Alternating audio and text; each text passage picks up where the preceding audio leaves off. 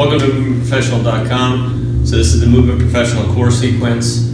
All right, so first thing I want to do is look at a common core activity, which is the bird dog. In this case, it's going to be the same side, arm and leg bird dog, which I got from the functional movement screen. I'm not going to use the kit, but just kind of go through it. So this is the typical kind of bird dog, and then bringing the knee to the elbow to demonstrate if you have some flexion involved in that motion. That motion seems a little bit easy for me, so that's not a good assessment. So instead I'm going to look at same side, which I'm wobbling quite a bit more with, and I want to get a sense of, one, can I do it? How much am I weight shifting to the right?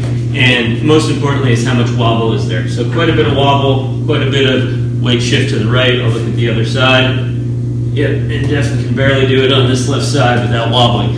All right, so that's my pre-test. Now I'm going to go through a sequence of movements to really kind of shut off some of the superficial muscles, the muscles that are on top, more near the surface of the skin, and try to get into some of my deep core muscles and just see how that affects that same side bird dog there.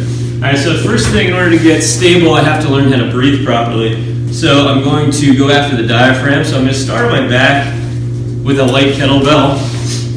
Put the kettlebell under the rib arc here and just breathe in. So as I breathe in, I'm getting resistance from the kettlebell as my diaphragm push it out, and then I'm going to exhale, really let that kettlebell sink in. And at the very end, I'm going to try to turn on some of the deeper muscles right across my hip bones, feel like I'm pulling my pelvic floor up. Then I'm going to breathe in again, feel the air fill the belly and actually push down towards the pelvic floor.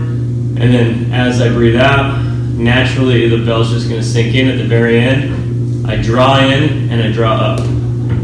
And we'll do that one more breath. And then out, pull in and up.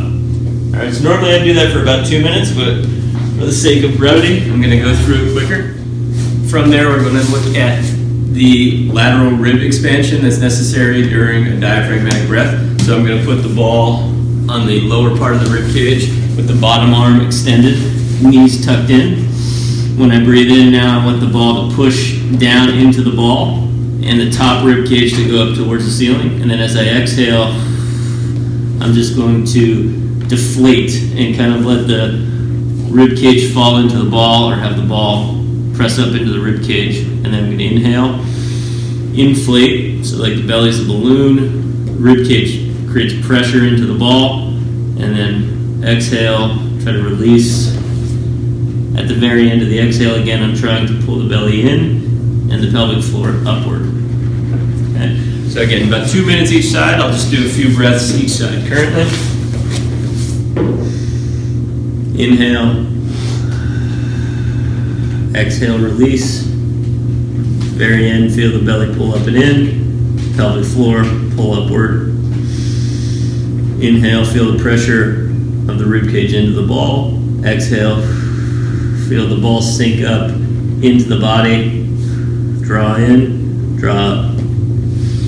All right, after that, I'm going to take the ball and lie on it. All right, so again, we're going to the under the rib arc into the diaphragm. This time I'm going to be in a prone position. When I breathe in, I push the ball out of me.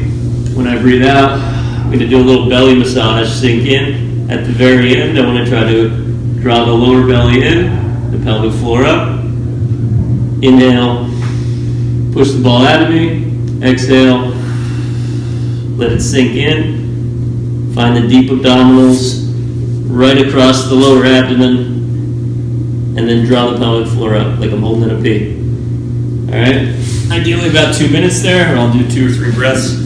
Okay, so after that, I'm just going to pause and reassess.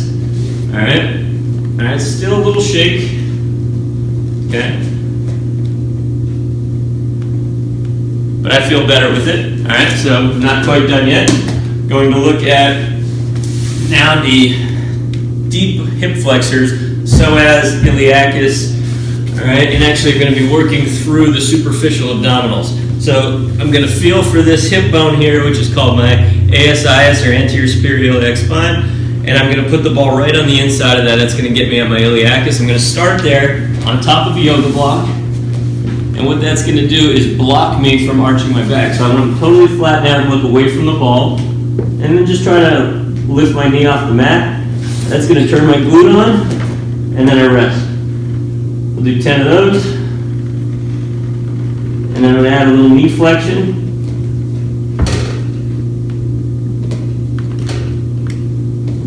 Alright, and then try the other side.